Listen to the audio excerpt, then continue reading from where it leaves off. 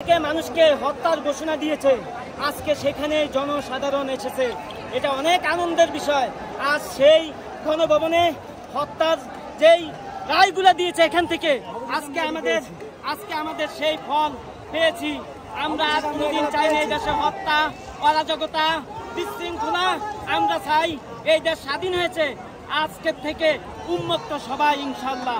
দর্শক, আপনারা বলছেন যে এখানে সাধারণ মানুষ কিন্তু একটি কথা বলছে যে যেখান থেকে সাধারণ মানুষকে বা শিক্ষার্থীদেরকে হত্যার ঘোষণা দেওয়া হতো, সেই জায়গা, সেই গণভবন থেকে মানুষকে হত্যার ঘোষণা দেওয়া হতো, সেখানে কিন্তু এখন সাধারণ মানুষের অবস্থান আপনারা দেখতে পাচ্ছেন যে সাধারণ মানুষ কিন্তু তারা কিন্তু তাদের সেই কাঙ্ক্ষিত অবস্থান কিন্তু তারা কিন্তু সেটা কিন্তু দিয়েছেন, বা সেই অবস্থান কিন্তু তারা কিন্তু তাদের নিয়ন্ত্রণে নিয়ে আসছেন। আপনারা দেখতে পাচ্ছেন যে সাধারণ মানুষের যে আনন্দ উল্লাস বা সাধারণ মানুষ যে তাদের যে কাঙ্ক্ষিত সফলতা সেটাই কিন্তু পেয়েছে। এই যে আপনারা দেখছেন সেই গণভবনের পুরো সাধারণ মানুষ যেখান থেকে কিন্তু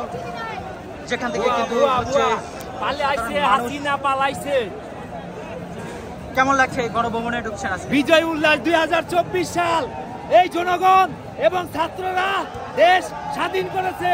71 আমরা দেখি নাই, কিন্তু 2024 সাল আমরা দেখেছি। রণক্ষেত্র তৈরি করেছিল হাসিনা, সেই রণক্ষেত্রের জবাব দিচ্ছে জনগণ। দর্শক, আপনারা দেখতে পাচ্ছেন একটি জিনিস যদি দেখাই,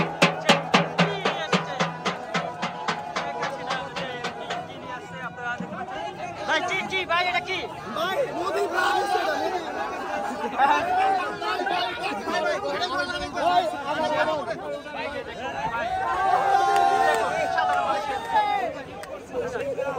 মোদি গিফট করছে, মোদি গিফট করছে, মোদি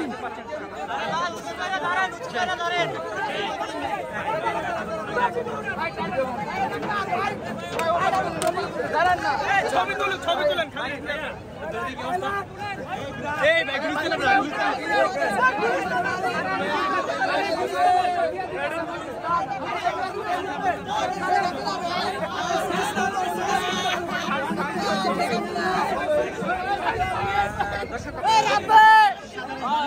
আনন্দ উল্লাস সবকিছু মিলে যে সাধারণ মানুষের যে অবস্থান, যে গণভবন, সেই গণভবনে আপনাদেরকে যদি একটু বলার চেষ্টা করি।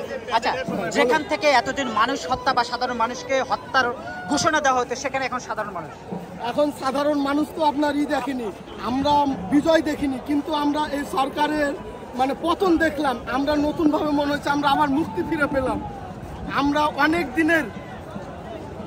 অনেক দিনের থেকে আমরা যাতে মুক্ত পেল।